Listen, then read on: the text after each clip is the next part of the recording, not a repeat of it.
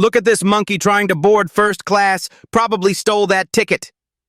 Gate agent Patricia Walsh's voice cut through gate B17 like a blade. She made exaggerated scratching gestures, pointing at the boarding pass held by Dr. Amara Johnson. The woman standing before her was impeccably dressed. Tailored navy blazer, leather portfolio, not a hair out of place. But Patricia's theatrical performance drew every eye in the packed departure area. Fellow passengers turned. Phones emerged from pockets. The uncomfortable silence spread like spilled coffee across an expensive carpet. Amara placed her boarding pass on the counter without a word. Her face remained composed, a stark contrast to Patricia's sneering performance. Security guard Derek Thompson crossed his arms, smirking his approval. Have you ever been publicly humiliated by someone who had no idea they were about to destroy their own life? The departure board flashed red. Flight 447 to Chicago, 10 minutes to final boarding. Patricia examined Amara's boarding pass with theatrical suspicion. She held it up to the light, squinting like a detective studying evidence. Her voice carried across the gate area. Ma'am, this seems irregular. Kevin, come verify this. Supervisor Kevin Martinez appeared within seconds. At 28, he carried himself with the swagger of someone who'd never been challenged. He glanced at the boarding pass, then at Amara, his expression shifting to barely concealed disdain. How'd you afford first class? Kevin asked loudly. His question wasn't meant to be answered, it was meant to be heard. The gate area buzzed with whispered conversations. A business traveler named James Brooks leaned toward his wife. This is disgusting, he whispered, but not loudly enough for anyone to hear over Patricia's performance. Patricia's voice rose another octave. People like you are always trying to game the system. Amara's response came quietly, without emotion. What people would that be exactly? You know what I mean, probably using stolen miles or something.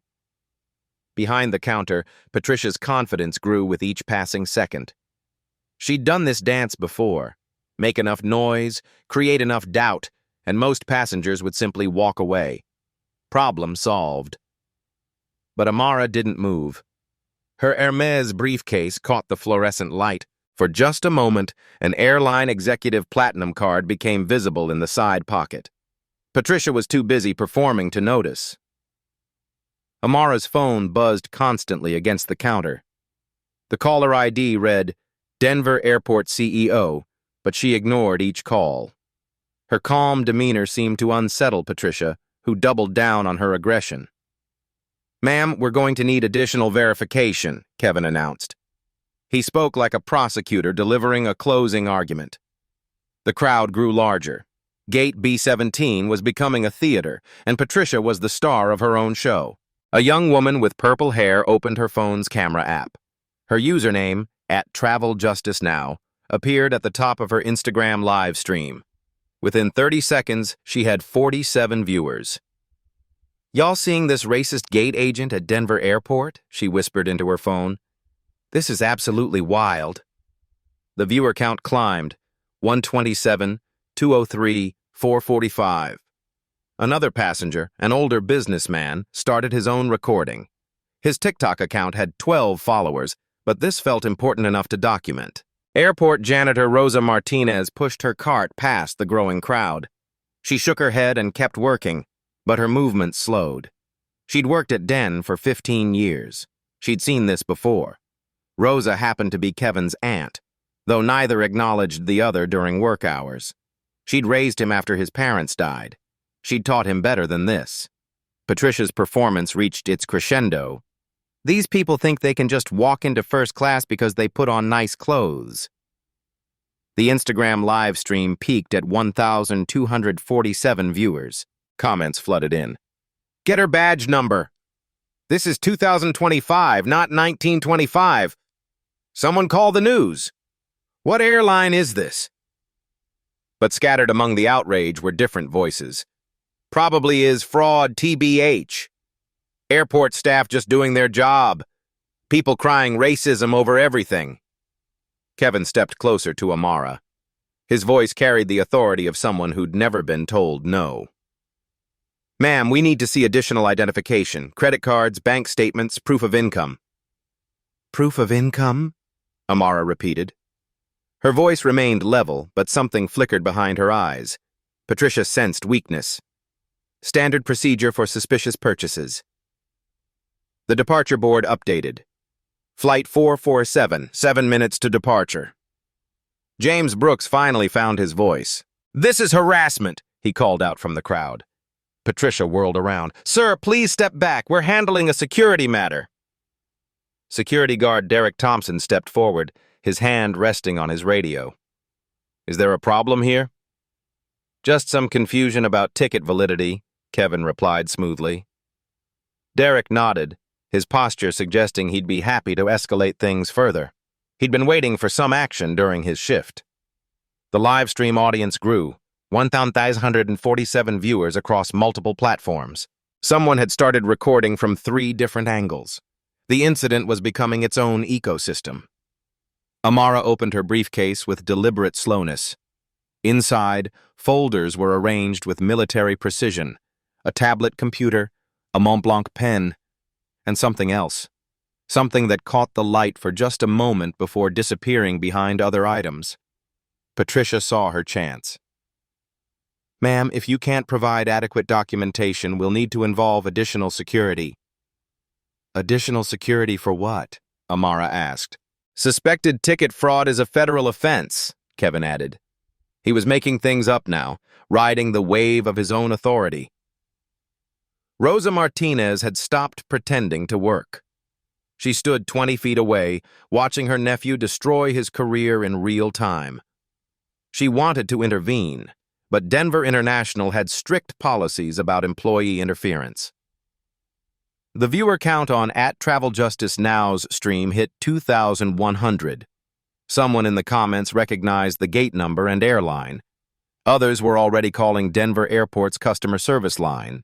Patricia made her final mistake. She reached for Amara's boarding pass, intending to confiscate it. "Ma'am, I'm going to hold on to this until we can verify—" "Don't!" Amara's voice cut through the chaos like a scalpel. For the first time, her composure cracked slightly. The single word carried weight that made Patricia's hand freeze inches from the boarding pass. At that moment, something shifted. The crowd sensed it. The live stream viewers felt it through their screens. Even Derek Thompson took a step back. Amara looked directly at Patricia. Her voice remained quiet, but every word was crystal clear. "You have no idea what you're doing. Flight 447, 7 minutes to departure." The announcement echoed through gate B17 as Patricia's hand hovered over Amara's boarding pass. The crowd had swollen to nearly 40 passengers, their phones creating a constellation of recording lights. Derek Thompson stepped closer, his radio crackling to life. "Control, we might need additional units at gate B17. "Copy that, Derek. What's the situation?" "Possible ticket fraud. Could escalate." Kevin Martinez felt the momentum building in his favor. He'd handled difficult passengers before. The trick was to overwhelm them with authority until they simply gave up and walked away. "Ma'am, we're calling the airport police," he announced loudly. "This is now a potential criminal matter." The Instagram live stream from @TravelJusticeNow had climbed to 3,200 viewers. Comments scrolled past faster than anyone could read. "Call the news." "This is insane." "Get a lawyer, girl." "Denver Airport Eagles racist." "What's her name? Someone find out who she is." A new live stream started from a different angle. @Flight Delay Drama had 890 followers and new viral content when he saw it. His stream pulled in 400 viewers within the first minute. 3 more passengers began recording from strategic positions around the gate. The incident was becoming its own media ecosystem, with multiple camera angles capturing every word and gesture. A teenager with bright blue hair started her TikTok live stream. "Y'all, this is absolutely unhinged," she whispered to her phone. "The gate agent just called this woman a monkey and now they're calling the police?" Her followers began sharing the stream link across Discord servers and Reddit threads. The story was spreading beyond airport walls into college campuses and social justice forums. Shift manager Carol Henderson arrived with the purposeful stride of someone accustomed to solving problems quickly. At 52, she'd worked her way up from baggage handling to management. She trusted her staff's judgment implicitly. "What do we have here?" Carol asked, surveying the scene. Patricia's voice pitched higher with vindication. "Suspected fraudulent ticket purchase. The customer became aggressive when we asked for verification."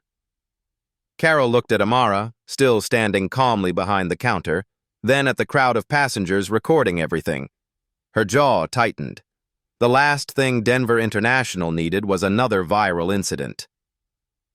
"Ma'am, we're going to need you to step aside while we sort this out," Carol said to Amara. "Airport policy requires us to investigate any suspicious activity." "Suspicious based on what criteria?" Amara asked. Carol's patience thinned. "Based on our staff's professional assessment and standard security protocols." The crowd murmured disapproval. James Brooks stepped forward, his business card holder visible in his shirt pocket. "This is racial profiling, plain and simple." "Sir, please step back or security will escort you away," Derek Thompson warned, his hand moving to his radio. Chen's wife tugged his arm, pulling him back into the crowd. He wanted to help, but not at the cost of missing their own flight to his daughter's graduation. An elderly white woman in the crowd watched with growing discomfort. She'd flown first class monthly for her cancer treatments. No one had ever questioned her ticket validity or demanded additional documentation. Rosa Martinez watched from her position near the windows. Her nephew Kevin was digging himself deeper with every word. She'd seen this pattern before. Authority without wisdom, power without restraint. 23 years of cleaning Denver International's floors had taught her to recognize trouble before it exploded. The viewer count across all live streams hit 5,800. Hashtag Denver Airport. Racism began trending in Colorado. Someone with 50,000 Twitter followers had retweeted the Instagram Live link with the caption, "This is America 2025. Nothing has changed." Local news producer Janet Kim received 3 notifications about the trending hashtag. She dispatched a camera crew within minutes. Amara's phone buzzed again. This time, she glanced at the screen.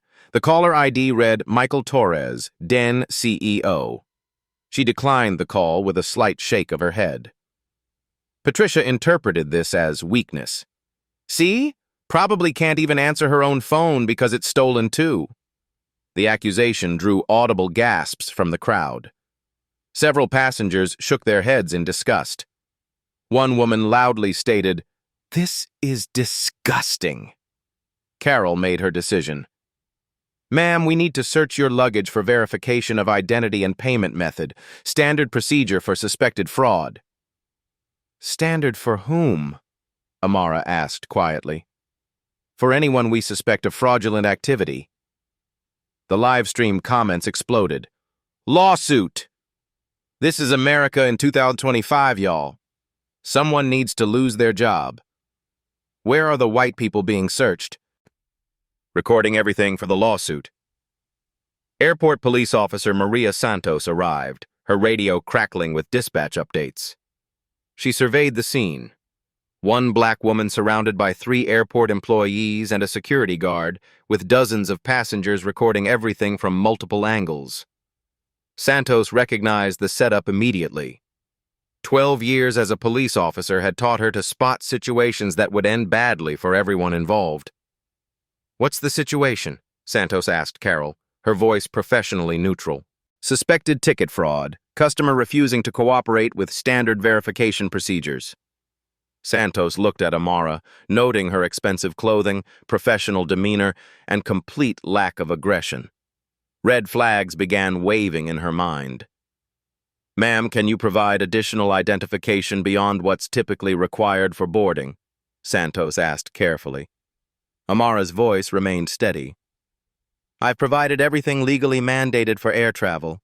Nothing more is required under TSA regulations." Santos paused. The woman knew transportation law. That was unusual for typical travelers, but common among people who flew frequently for business. The departure board updated. Flight 447, 4 minutes to final boarding. Kevin pressed his advantage, sensing Santos's hesitation. Officer, she became hostile and aggressive when we tried to examine her documentation more thoroughly. That's completely false, James Brooks called out from the crowd. She's been completely calm and professional this entire time. A chorus of passenger voices echoed Brooks's statement. She never raised her voice. The gate agent was the one being aggressive. We all saw what really happened. Derek Thompson turned toward the crowd. Everyone needs to back up and disperse or we'll clear the entire gate area.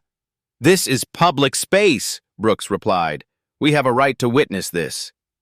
The situation was spiraling beyond Patricia's control. What started as routine harassment was becoming a public spectacle with thousands of online witnesses. But she was too deep to back down now. Ma'am, if you can't prove this ticket is legitimate through additional verification, Carol began. Oh, I can prove much more than that, Amara said quietly. Something in her tone made everyone pause. For the first time since this began, Patricia felt a flicker of genuine uncertainty. Amara opened her briefcase with deliberate, measured movements. Inside, folders were arranged with corporate precision. Her iPad sat in a custom leather sleeve. A portfolio contained what looked like official legal documents with government seals. The live stream audience peaked at 12,400 viewers across 7 different platforms. Someone had called Channel 7 News. Another person was live tweeting the incident with play-by-play updates that were being retweeted hundreds of times per minute. Rosa Martinez made a decision. She pushed her cleaning cart closer, pretending to empty nearby trash cans. If this went badly, and every instinct told her it was about to go very badly, she wanted to be close enough to help somehow. Patricia noticed the expensive briefcase contents but doubled down. Probably fake papers, too, she muttered, though her voice lacked its earlier confidence. Amara pulled out her iPad and powered it on. The Apple logo appeared, followed by a lock screen wallpaper that made Kevin's eyes widen in confusion. It was a photo of Amara shaking hands with the Colorado governor at what looked like an official ceremony. A banner behind them read, Infrastructure Excellence Award 2024. Kevin blinked, trying to process what he was seeing. Patricia was too focused on maintaining her performance to notice the photo. Ma'am, we don't have time for photo albums, Carol said impatiently. We need official documentation, not personal pictures. Amara's finger moved across the iPad screen. She opened what appeared to be a secure portal, something that looked far more sophisticated than any typical airline or travel app. The login screen displayed Denver International Airport, Administrative Access Portal. Patricia finally looked at the screen. Her expression began to change from confidence to confusion. Officer Santos stepped closer. She could see the iPad clearly now. This wasn't a passenger app or personal device. This was some kind of official administrative system. Ma'am, Santos said carefully, what type of access portal is that? Amara looked up from her screen. For the first time since this ordeal began, she smiled. It wasn't a friendly smile. The kind that's about to change everything. Flight 447, 4 minutes to departure. The portal is loaded with corporate efficiency. Amara's fingers moved across the iPad screen with practiced precision, navigating through security levels that clearly weren't meant for public access. Patricia watched the screen, her bravado wavering. What exactly is that supposed to be? Amara didn't look up. Emergency protocols, something I hoped I'd never need to use. She typed rapidly. Code Red Incident Report, Gate B17, Discrimination Protocol activated. Kevin stepped closer, trying to read the screen. His face went pale as he recognized the official Denver International Airport logo and administrative formatting. That's not possible, he stammered. Officer Santos positioned herself where she could see the iPad clearly. What she saw made her hand instinctively move toward her radio. The interface displayed real-time airport operations data, flight schedules, security alerts, staff assignments. This wasn't something a regular passenger could access. The live stream audience noticed the official interface immediately. Comments exploded across multiple platforms. "What is that screen? That's not a regular app. OMG, she has admin access. Airport Insider?" A new live stream from @Denver Airport Daily joined the coverage, adding another 800 viewers. The hashtag #DenverAirport Racism was trending in 3 states now. Amara pulled up another screen. Board of Directors Emergency Contact List. She scrolled through names until she found Michael Torres, Chief Executive Officer. Patricia's voice cracked. "Wait, what are you—" "Calling the boss," Amara said simply. Kevin's supervisor training kicked in. He recognized the name Torres. Every airport employee knew the CEO. But why would a random passenger have his direct contact information? Carol Henderson stepped closer, trying to see the screen. What she glimpsed made her stomach drop. Official contact lists, administrative access levels, real-time operational data. The live stream comments exploded as viewers caught glimpses of the official-looking interface. "OMG, what is that? Is she airport security? Plot twist of the century. That looks like admin access. Someone find out who she is. @Travel Justice." Now's stream hit 4,200 viewers. She whispered urgently into her phone. "Y'all, I think this woman works for the airport or something. This is about to get real." Amara tapped Torres's contact information. The call connected on the first ring. "Dr. Johnson, thank God you answered. I've been trying to reach—" Amara put the call on speaker. Torres's voice filled the gate area, clear enough for the live stream microphones to pick up. "Michael, we have a situation at gate B17. Your staff just subjected me to public humiliation based on racial profiling." Silence stretched across the phone line.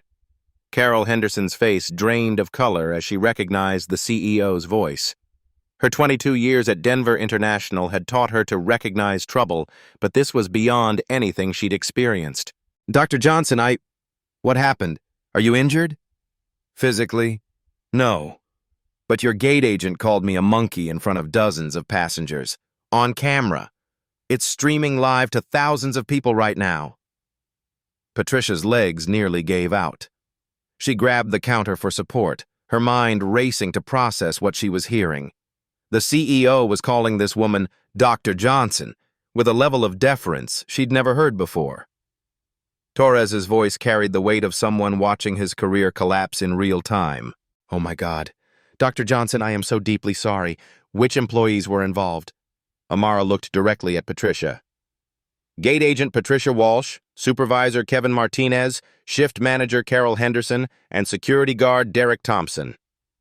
All of them are suspended immediately," Torres said without hesitation. "Security will escort them out. Dr. Johnson, please don't make any decisions until I can speak with you in person." The live stream audience erupted. "CEO just fired them all. Who is Dr. Johnson? They're getting escorted out. Karma is beautiful." Carol found her voice, desperation creeping in. "Sir, this is Carol Henderson. We were following standard fraud prevention protocols." "Standard fraud prevention?" Torres's voice boomed through the speaker. "Do you have any idea who you're talking to?" The crowd pressed closer. Rosa Martinez abandoned all pretense of working and stood with the passengers, watching her nephew's world crumble.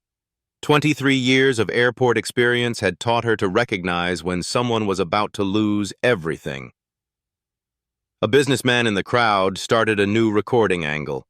His wife tugged his sleeve, whispering, "Don't get involved." But he shook his head. "This is history happening right here." Kevin's voice was barely a whisper.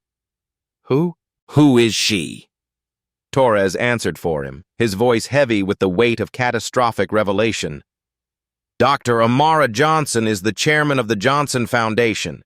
They provide $1.2 billion in annual infrastructure grants.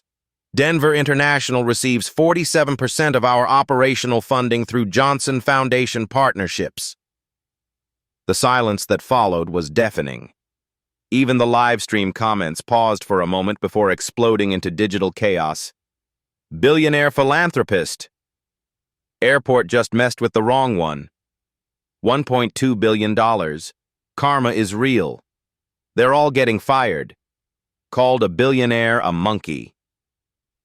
Patricia sank into her chair behind the counter. The monkey comment.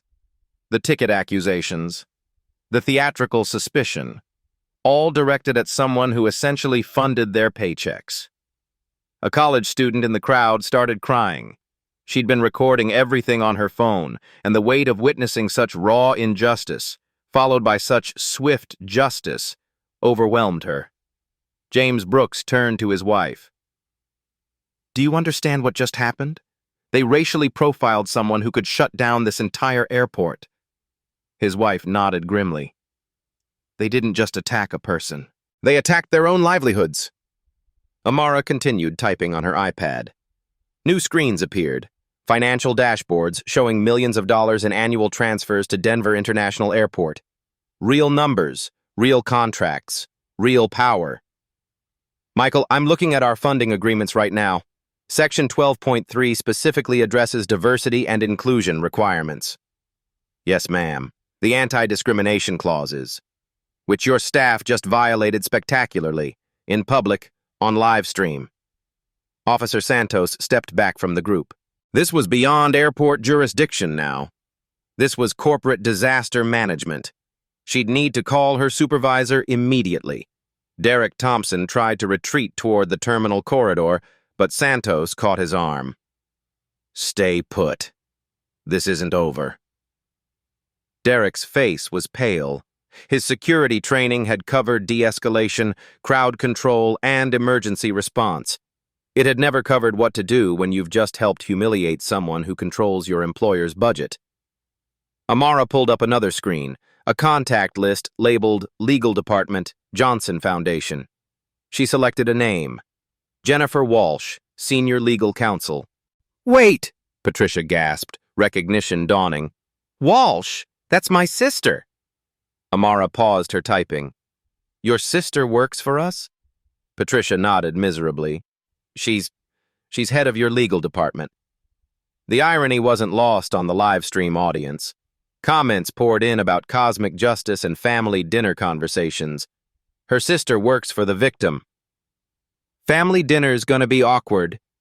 Universe has a sense of humor. Plot twist on top of plot twist. Rosa Martinez shook her head in disbelief. She'd cleaned office buildings long enough to understand corporate hierarchies. Her nephew had just racially profiled his ultimate boss's boss's boss. Amara dialed Jennifer Walsh's number. The call connected immediately. Dr. Johnson, I'm watching the live stream. Oh my God, that's my sister Patricia. Jennifer's voice carried professional mortification mixed with personal horror. I am so deeply sorry. This is beyond inexcusable. Jennifer, I need you to pull our Denver airport contracts. All of them. I want a full legal review of our options by morning.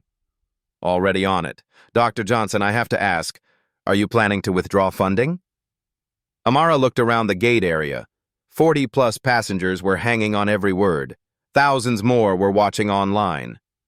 Her next words would determine the fate of jobs, contracts, and an entire airport's financial future. That depends entirely on Denver International's response in the next 10 minutes. Torres's voice returned to the speaker, desperation clear. Dr. Johnson, I'm personally driving to the airport right now. Please don't make any irreversible decisions until... Michael, I'm not the one who made this irreversible. Your staff did that when they decided to humiliate me in public. Amara pulled up a new screen.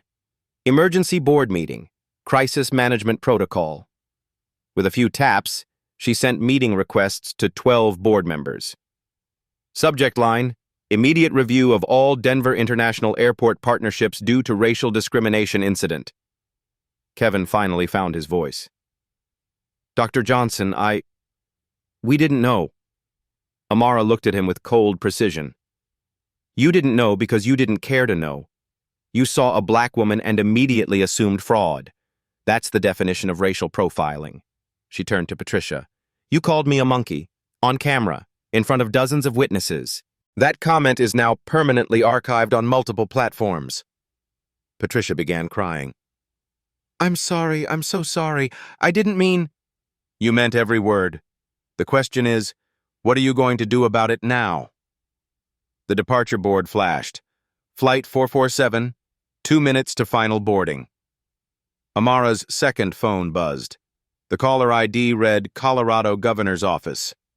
That'll be Governor Martinez, Amara said calmly. Someone probably called him about the trending hashtags. She answered the call. Governor, yes, I'm fine. No one was physically hurt, but we need to discuss Denver Airport's federal funding compliance. The live stream comments went wild. She's talking to the governor. This woman is untouchable. Airport staff picked the wrong one. Level 100 boss fight. Carol Henderson tried one last desperate play. Dr. Johnson, surely we can resolve this internally. Internally? Amara's voice sharpened. You made this public when your employee called me a monkey in front of cameras. There is no internal anymore. She pulled up one final screen on her iPad.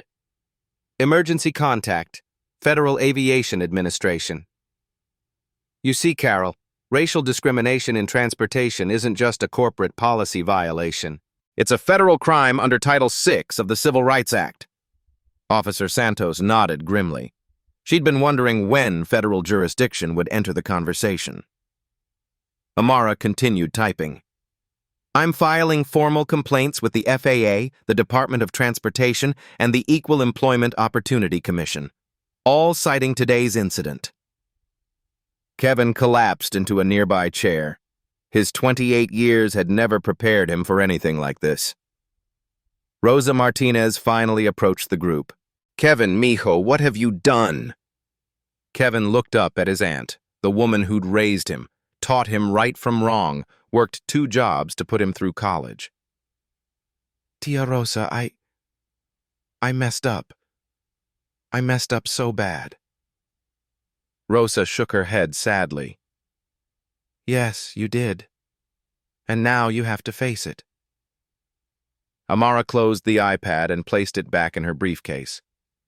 She looked around the gate area, at the cameras still recording, the passengers still watching, the airport employees whose careers had just ended. There's one more thing, she said quietly. She pulled out a small device that looked like a remote control. This is a direct line to the Johnson Foundation's communications department.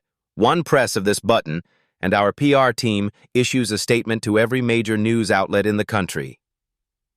Patricia's sister Jennifer's voice came through the phone speaker. Dr. Johnson, please, give us a chance to make this right. Amara held the device where everyone could see it. You have 60 seconds to convince me that Denver International Airport deserves to keep Johnson Foundation funding. The live stream viewer count hit 22,000. This was the moment everyone had been waiting for.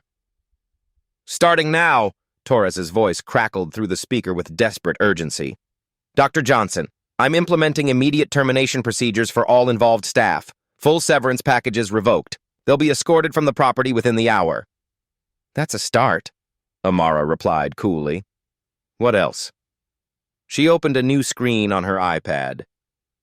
Denver International Airport, Financial Dashboard. Numbers filled the display. Revenue streams, operational costs, federal funding allocations. Real data that made Kevin's remaining color drain completely. Let me share some numbers with everyone listening, Amara said, angling the iPad toward the live stream cameras. Denver International Airport's annual passenger revenue, $2.8 billion. The crowd leaned in. Patricia stared at the screen from her chair, finally understanding the magnitude of her mistake. Federal grants tied to diversity compliance, $847 million annually. Johnson Foundation infrastructure partnerships, $412 million per year. Corporate sponsor relationships facilitated through our network, $156 million. Torres's voice was barely controlled by panic. Dr. Johnson, please. I'm not finished, Michael. Amara scrolled through more data. Your airport employs 35,000 people directly. Another 47,000 jobs depend on airport operations. One discrimination lawsuit settled last year for $2.3 million. 3 pending complaints with the EEOC. Officer Santos took notes on her phone. These weren't just numbers. They were legal evidence of systemic problems. Carol Henderson stepped forward, her voice shaking. Dr. Johnson, I take full responsibility. I should have questioned my staff's judgment. I should have recognized inappropriate behavior when I saw it. Why didn't you? Amara asked. Carol struggled for words. I trusted their assessment without examining the situation myself. That was my failure as a manager. More than a failure, a choice. You chose to support racial profiling because it was easier than thinking critically. The live stream comments reflected the gravity of the moment. $2.8 billion. She's dropping receipts. Those numbers are insane. Airport is finished. Kevin looked up from his chair, tears streaming down his face. Dr. Johnson, there's no excuse for what I did. I let my assumptions override my training. I let prejudice cloud my judgment. He turned to his Aunt Rosa. Tia, you taught me better than this. You worked so hard to give me opportunities, and I threw it all away for what? To feel important? To have power over someone? Rosa's eyes filled with tears, but she remained silent. This was her nephew's moment to face consequences. Amara pulled up another screen. Legal Compliance Review, Title VI Civil Rights Act. She read aloud, No person shall, on the ground of race, color, or national origin, be excluded from participation in, be denied benefits of, or be subjected to discrimination under any program receiving federal financial assistance. Your airport receives $847 million in federal assistance annually, Michael. Your staff just violated federal law on livestream. Torres's voice cracked. What do you need from us? What can we do to make this right?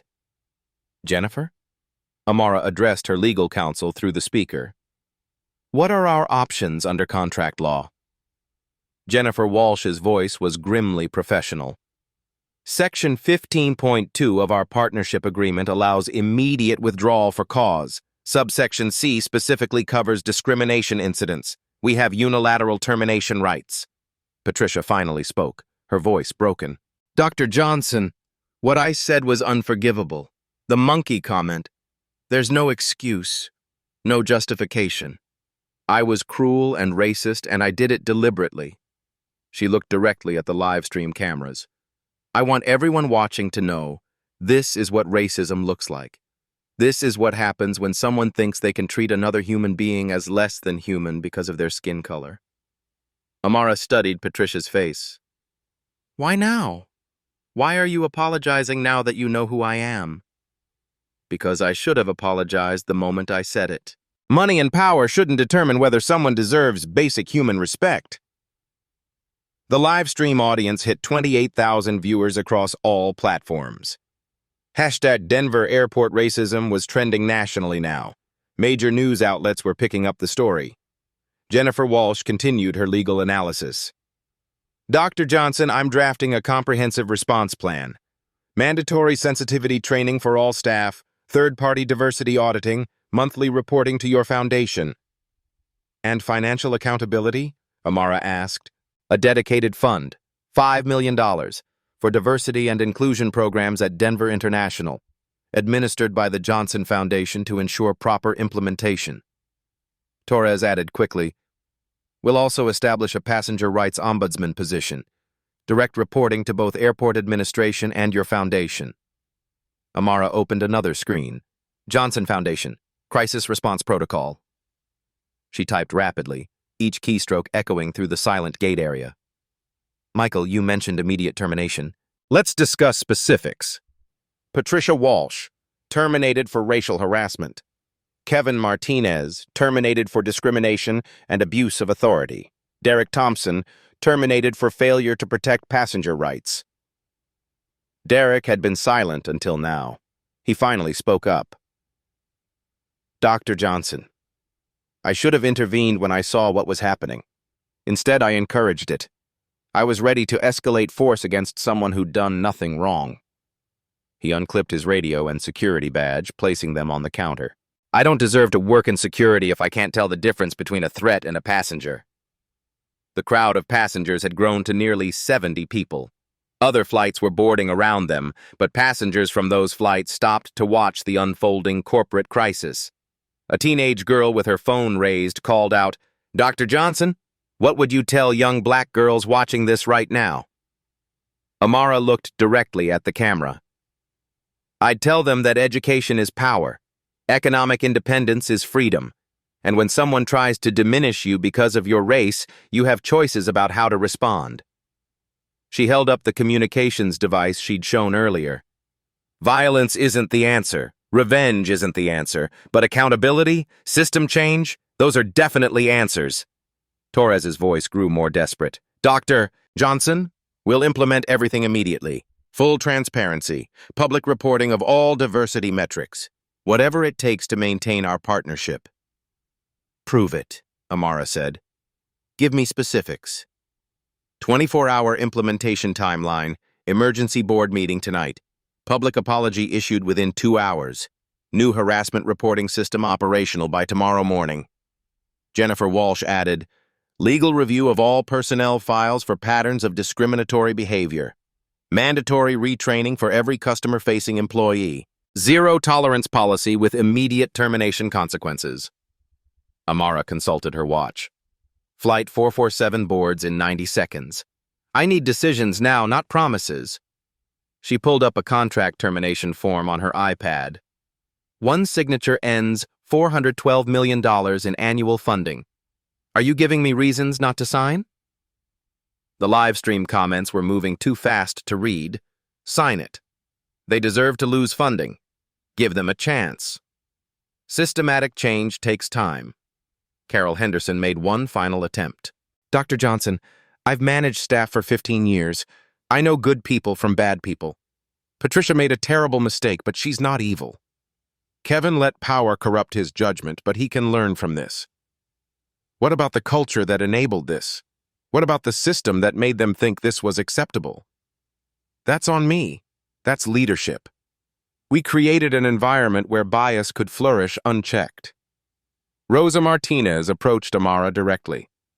Dr. Johnson, my nephew made a terrible mistake. But he's not a bad person. He's young and stupid and drunk on a little bit of power. What are you asking me to do, Rosa? Give him a chance to learn from this, to become better, to use this experience to help other people understand why what he did was wrong.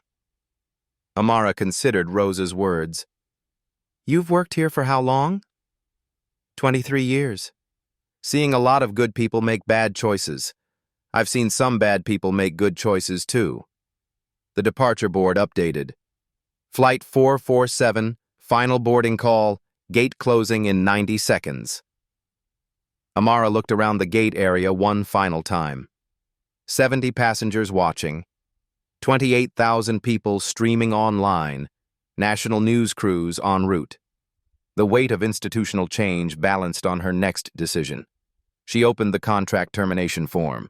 The signature field waited, cursor blinking. Torres's voice was barely a whisper. Dr. Johnson? Here's what's going to happen, Amara said finally. Patricia Walsh, Kevin Martinez, and Derek Thompson are terminated immediately. Carol Henderson will serve a 6-month suspension without pay, followed by reassignment to entry-level customer service with mandatory supervision. She turned to Torres's voice on the speaker. Michael, you have 72 hours to submit a comprehensive reform plan. If it meets Johnson Foundation standards, we'll continue our partnership under enhanced oversight. And if it doesn't meet your standards? Torres asked quietly. Then Denver International Airport loses $412 million in annual funding, and I personally ensure that every major foundation in the country knows why. Patricia stood slowly from her chair. Dr. Johnson, thank you for not destroying my sister's career, too. Jennifer's a good person who works for a good organization. She doesn't deserve to suffer for my actions. Amara nodded. Your sister will be conducting the legal review of Denver's compliance. I trust her to be thorough and fair. The final boarding announcement echoed through the gate. Flight 447 to Chicago, final call for all passengers. Amara picked up her boarding pass, the same piece of paper that had started this entire incident. She looked at it thoughtfully. "You know what the irony is?" she said to the remaining crowd. "I was flying to Chicago to announce a new billion-dollar initiative for transportation equity, making sure incidents like this become impossible through systematic change." She walked toward the boarding gate, then paused. "Now it's not just an initiative. It's a mission." Amara boarded Flight 447 to a standing ovation from passengers who had witnessed the entire confrontation. The applause echoed through the jet bridge as she found her first-class seat, the same seat Patricia had questioned just 30 minutes earlier. Within hours, the consequences rippled across Denver International Airport like a digital earthquake. Patricia Walsh was escorted from the property by 8:47 p.m., her employee badge confiscated, her locker contents packed into a cardboard box. Security cameras captured her final walk through the terminal she'd worked in for 6 years.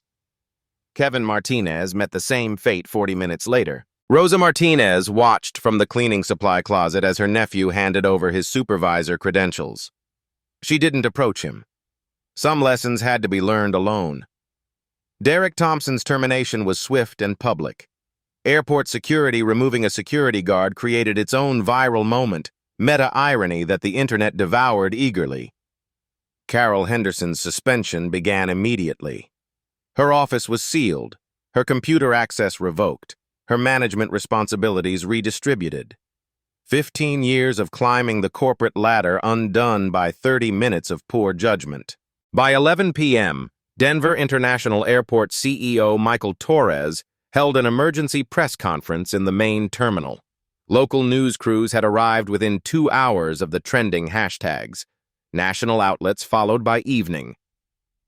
"Today, Denver International Airport failed one of our passengers in the most fundamental way possible," Torres began, his voice heavy with corporate contrition.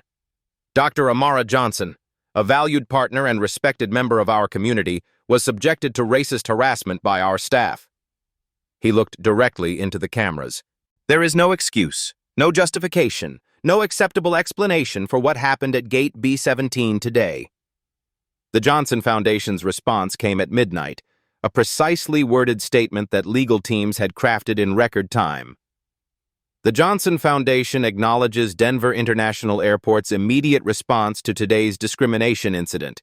"We are implementing enhanced oversight protocols for all transportation partnerships, effective immediately. Funding relationships will continue under strict compliance monitoring." But the real changes began the next morning. At 6 a.m., every Denver International employee received an emergency email. Mandatory sensitivity training, all staff, no exceptions. The training modules were already live, developed overnight by the Johnson Foundation's diversity consultants. The new passenger rights ombudsman position was posted by 8 a.m. Applications flooded in from civil rights attorneys, former EEOC investigators, and community advocates. The salary, funded entirely by Denver International's accountability budget, was competitive enough to attract serious candidates. Dr. Amara Johnson's Chicago conference speech that afternoon became the most watched transportation industry presentation in history. Standing before 800 infrastructure leaders, she announced the Dignity in Transit Initiative, a billion-dollar program to eliminate discrimination across America's transportation networks. "Yesterday at Denver International Airport, I experienced firsthand why this initiative is necessary," she told the rapt audience. "But I also witnessed why it will succeed. When economic accountability meets moral courage, systems change." The video of her speech garnered 1.2 million views in 48 hours. 3 days later, the Airport Watch app launched across 12 major airports.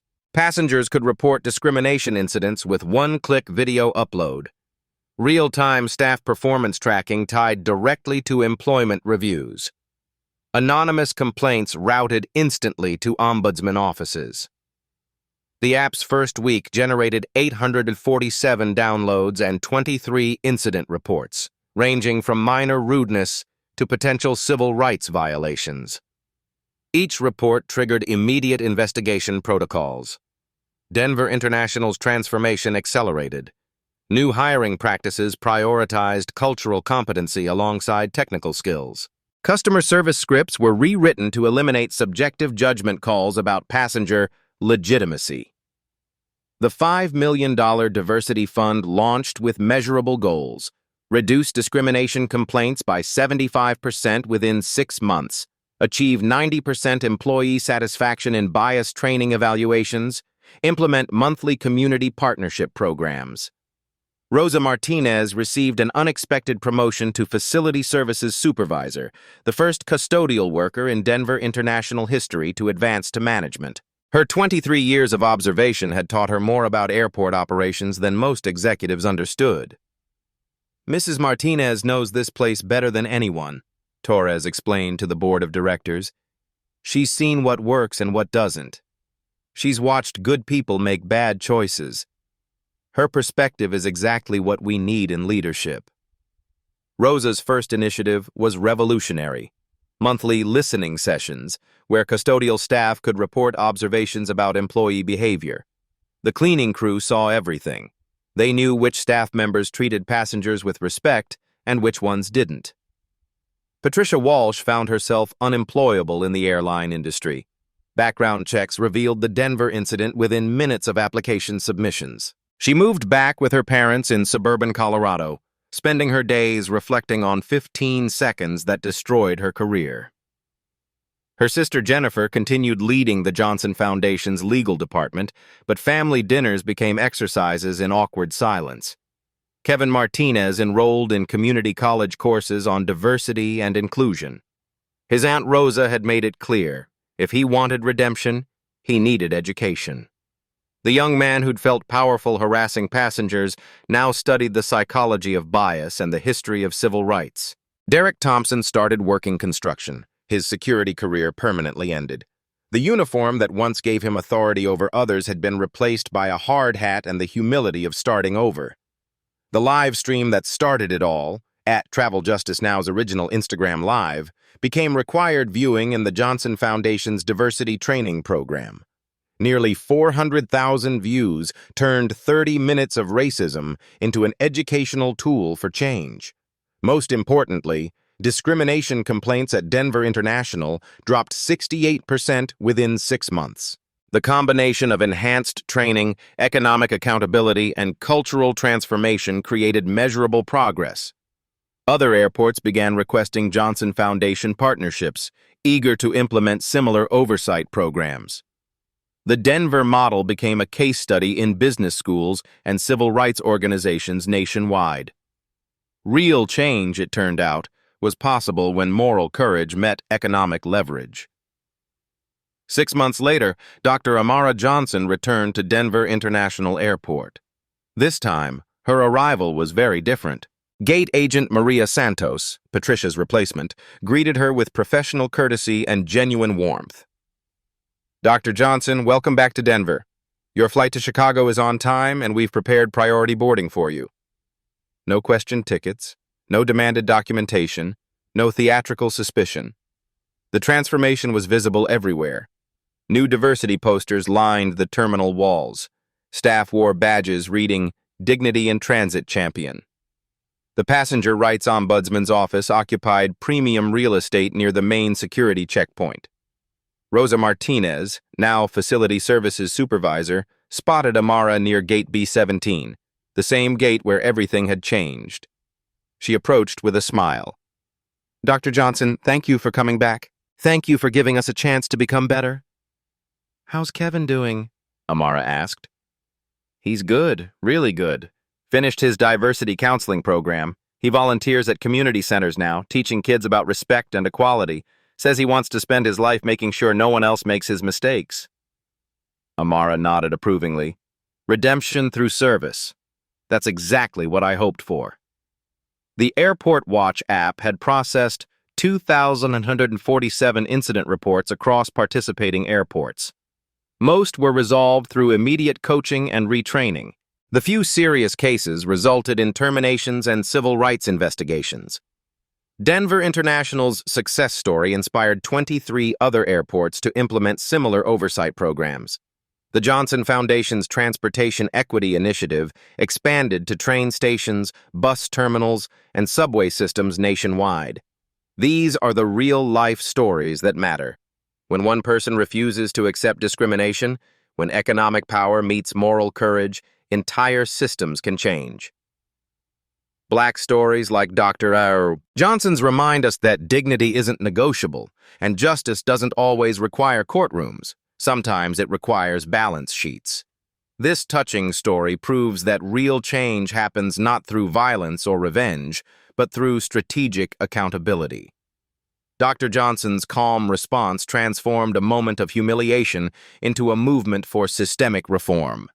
Her story joins countless other life stories of Black excellence meeting racist assumptions and turning those moments into opportunities for education and change. From airports to corporate boardrooms, these real-life stories continue shaping a more equitable America.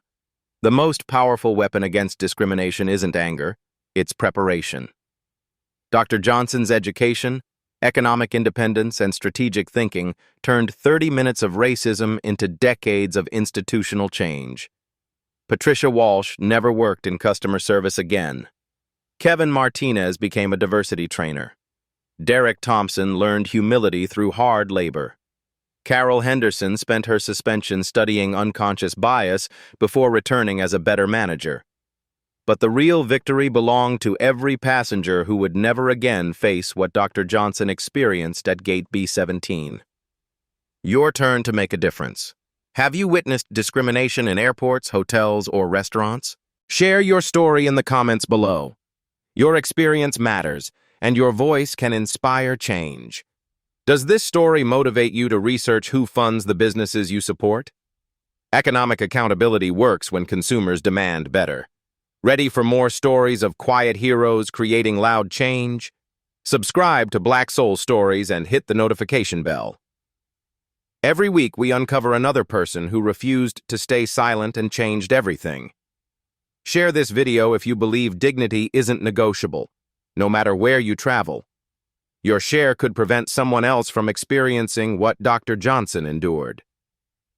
Next week, hotel manager called police on Black doctor, then learned she owned the building. Because these stories need to be told, because change happens when we remember that behind every headline is a human being who chose courage over silence. Subscribe to Black Soul Stories. Share the power of dignity. Change happens one story at a time.